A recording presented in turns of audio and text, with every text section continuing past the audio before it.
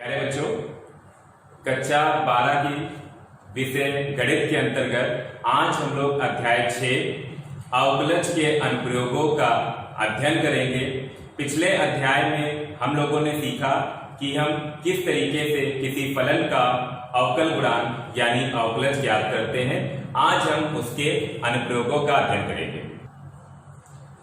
जैसा कि अवकलज के अनुप्रयोग में पहला जो हमारा अनुप्रयोग है वो है चर राशियों में परिवर्तन की दर, यानी कोई भी चर राशि है उसमें जो परिवर्तन की दर होगी उसमें हम किस तरीके से अवकलज का अनुप्रयोग करेंगे वो हम यहाँ पर सीखेंगे। जैसा कि आप सभी जानते हैं, त्वरण का फॉर्मूला क्या होता है? त्वरण बराबर वेग परिवर्तन बटे समय अंतराल।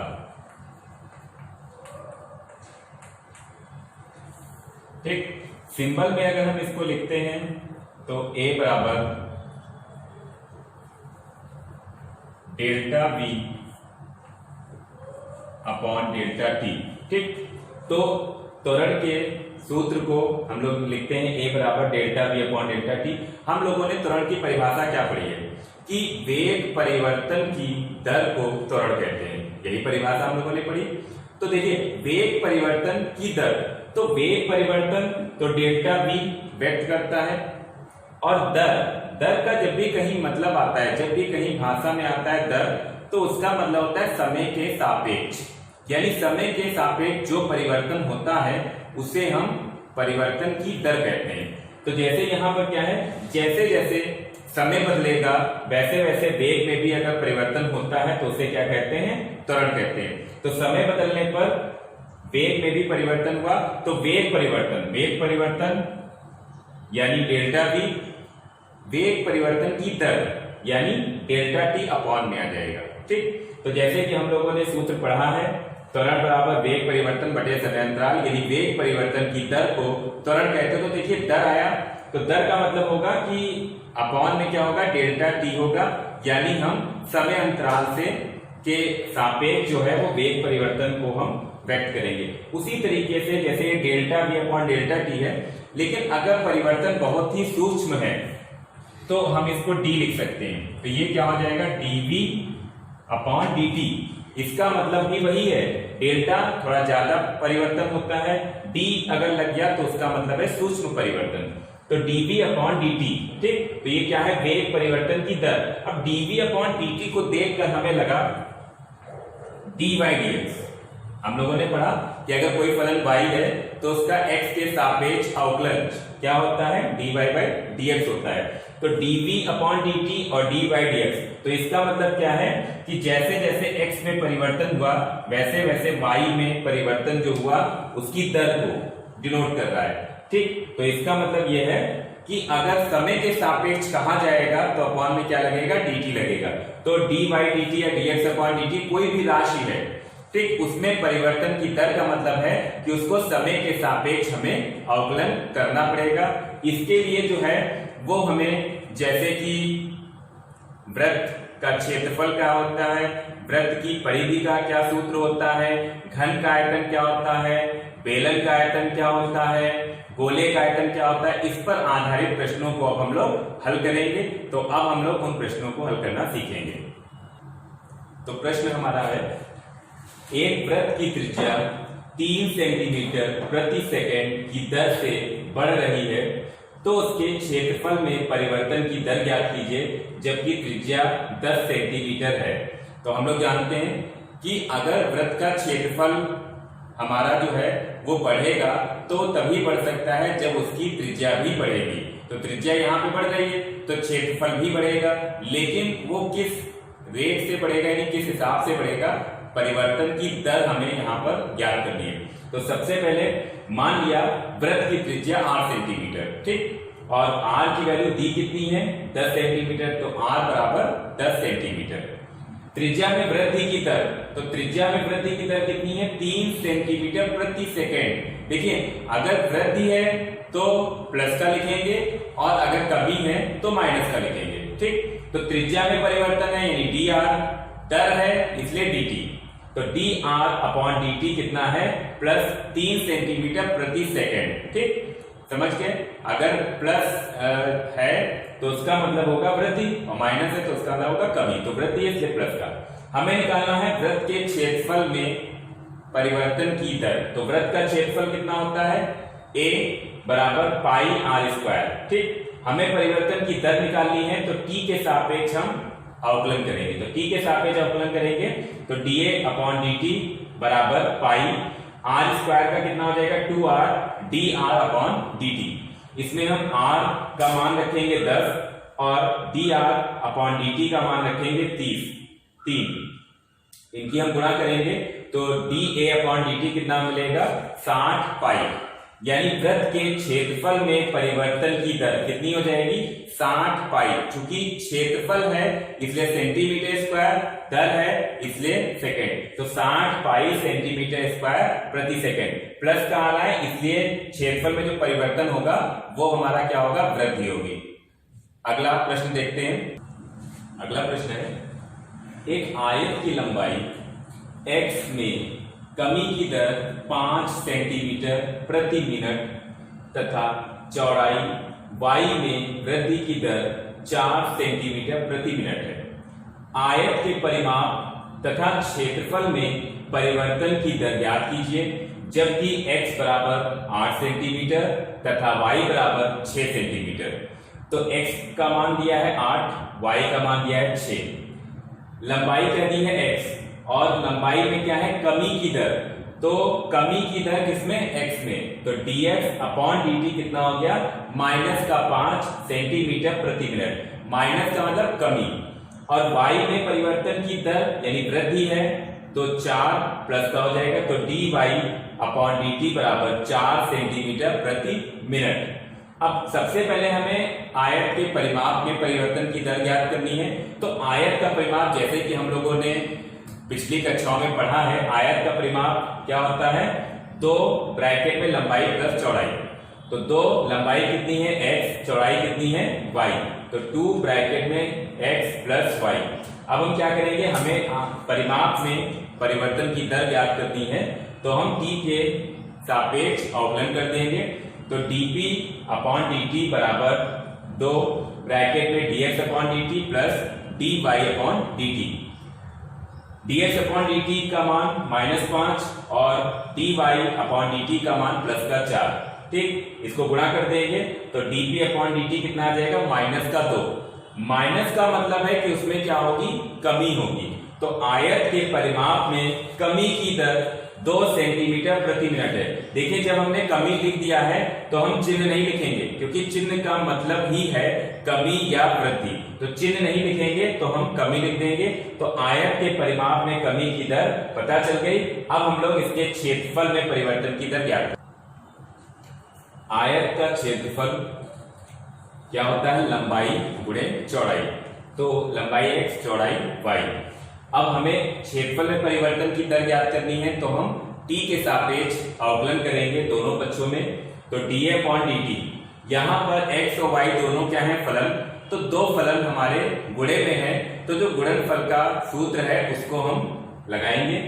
तो पहला फलन यानी x ऐसे ही रहेगा, y का t के सापेक्ष अवकलन करेंगे तो dy upon dt, plus y ऐसे ही रहेगा और x का t के सापेक्ष अवकलन करेंगे dx अपॉन dt।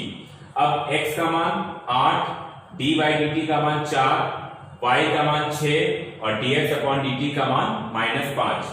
32 - 30 यानी कितना आया, 2।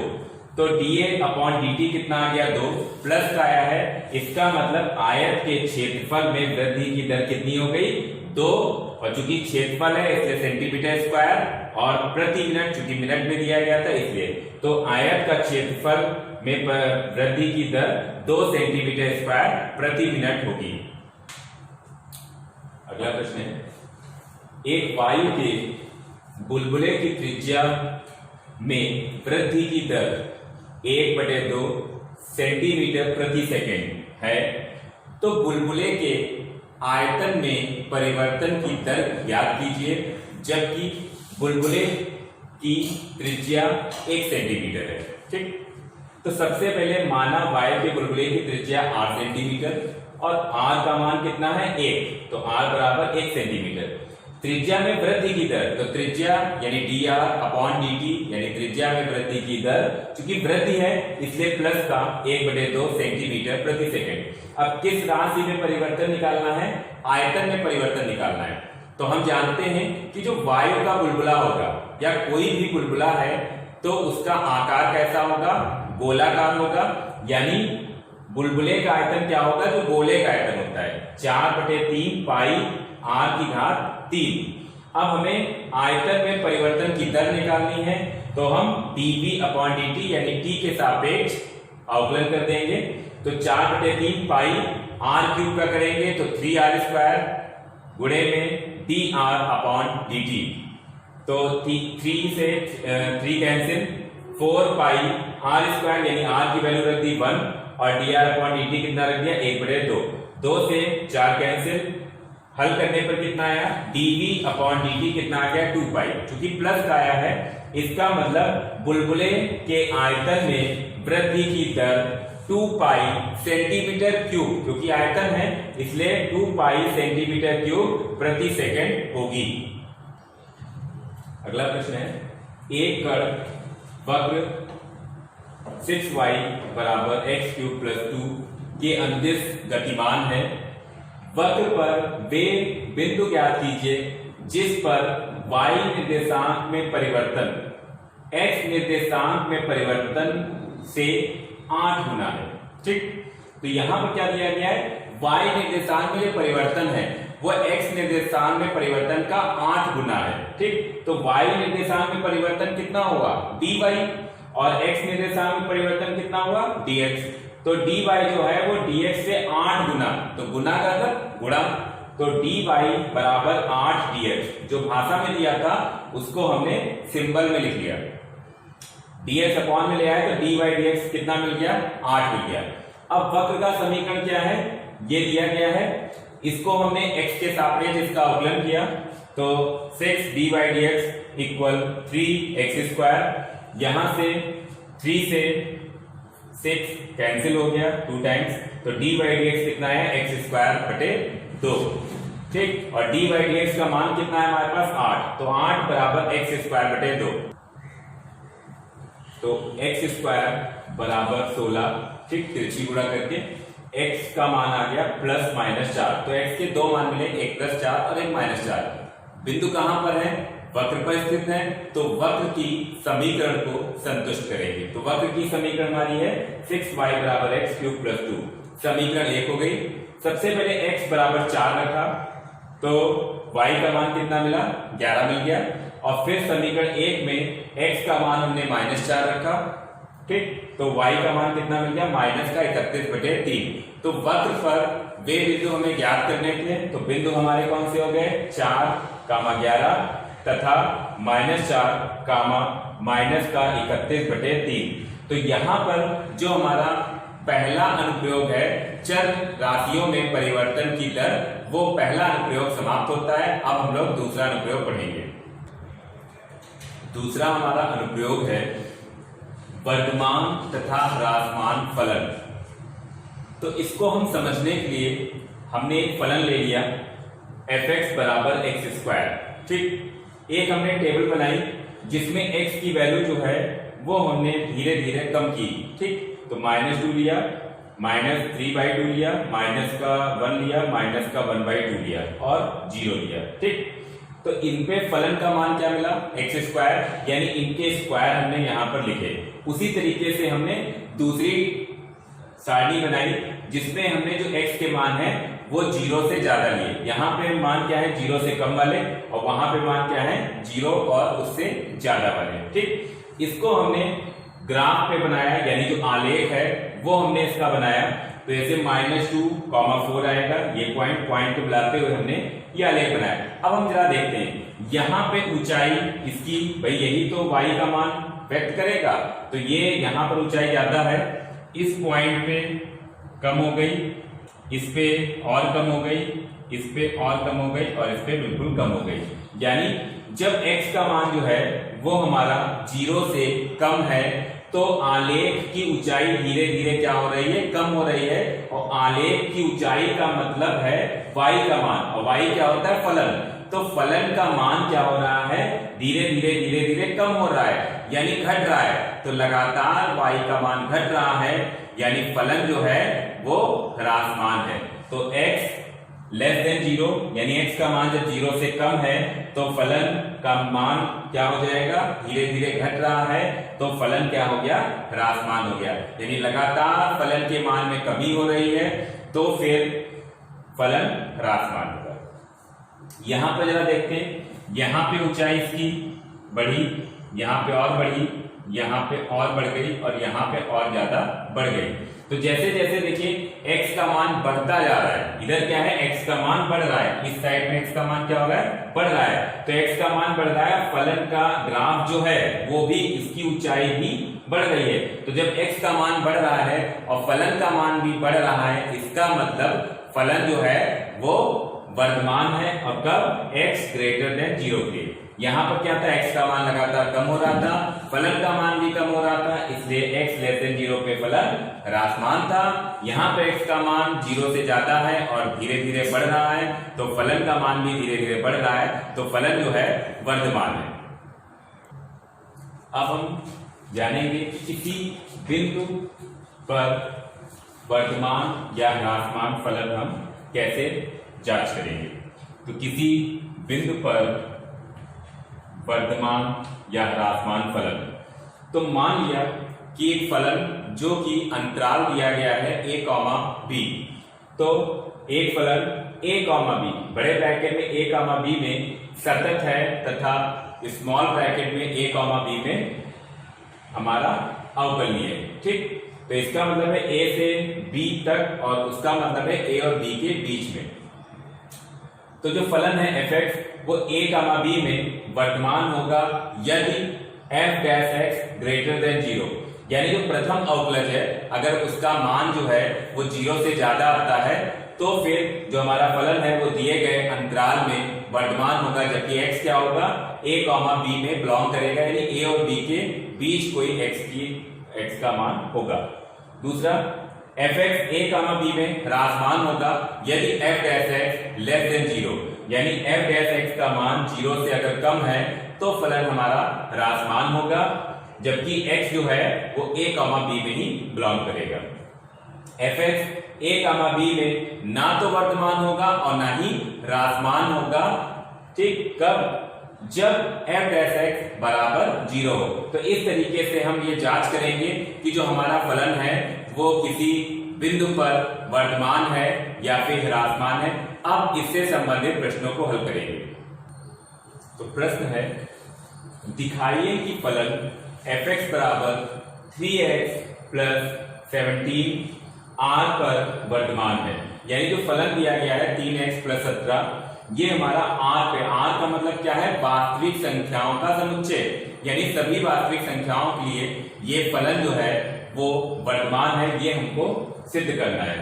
तो फलन हमने लिख लिया fx बराबर 3x प्लस 17।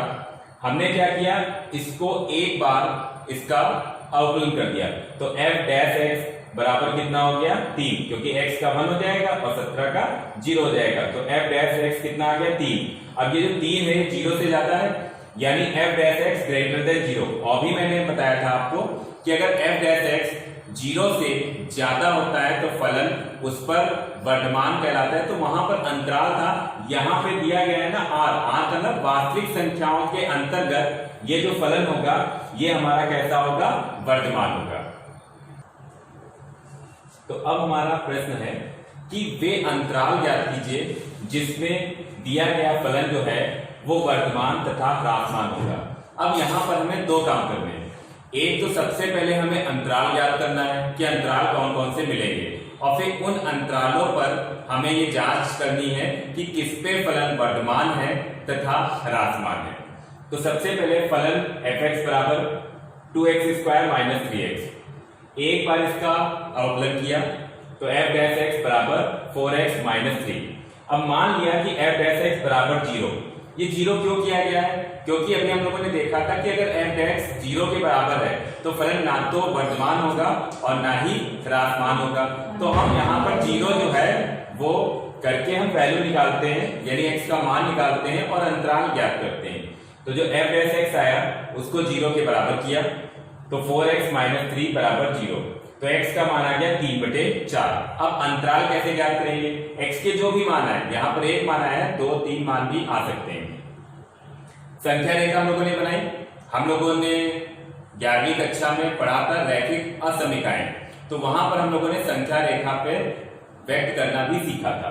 तो ये प्लस इनफाइनाइट और ये माइनस इनफाइनाइट, और x का मान कितना आया 3/4। तो यहाँ x का मान कितना हो गया 3/4। जो अंतराल होता है वो स्मॉल ब्रैकेट में लिखते हैं और सबसे पहले छोटा नंबर बाद में बड़ा नंबर लिखते हैं। और हमेशा जो संख्या रेखा होती है इस पे बाएं से दाईं तरफ हम लोग चलते हैं। तो पहला अंतराल हो गया माइनस इनफाइनाइट कॉमा 3/4 और दूसरा हो गया 3/4 कॉमा इनफाइनाइट। तो यहां पर पहला काम हो गया कि अंतराल ज्ञात कर लिए। अब इन अंतरालों पर हम जांच करेंगे कि इस पे फलन क्या है। अब हम क्या करेंगे, अंतराल जो हमारा पहला अंतराल है माइनस इनफाइनाइट कॉमा 3/4, इस अंतराल पे हमें चेक करना है। तो हमें क्या करना है, जो हमने f डैश x निकाला, ये जो अंतराल है इनके बीच में कोई एक मान जो है वो हम f डैश x में रख दें। तो माइनस इनफाइनाइट और 3/4 के बीच में कोई मान x का हम अपनी तरफ से ले सकते हैं। तो जैसे 0 हो गया, तो जो f डैश x था हमारा 4x माइनस 3, उसमें हमने 0 जो है वो रख दिया। तो f डैश 0 की वैल्यू कितनी आ गई -3, जो कि हमारा 0 से कम है।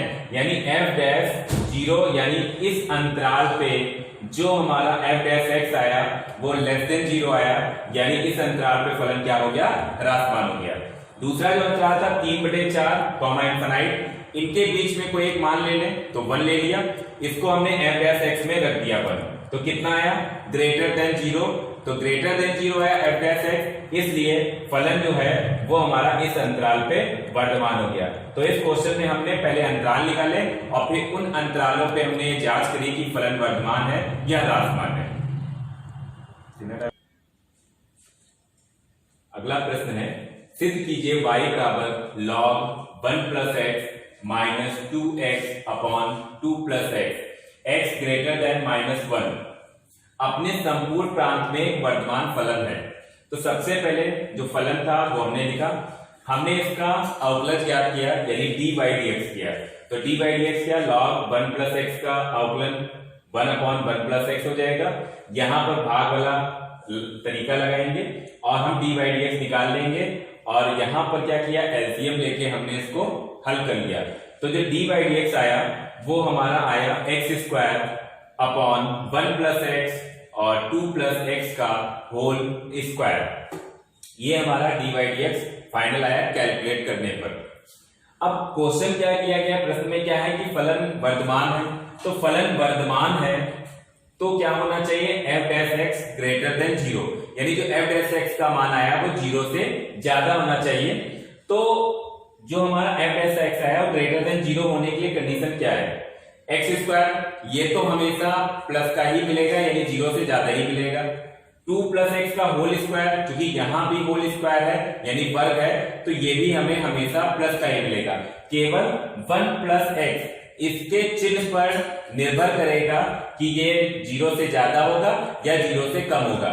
क्योंकि फलन हमारा वर्धमान होना चाहिए, तो वर्धमान होने के लिए चिन्ह हमें प्लस का मिलना चाहिए यानी ग्रेटर देन 0 मिलना चाहिए। ये तो हमेशा ग्रेटर देन 0 रहेंगे।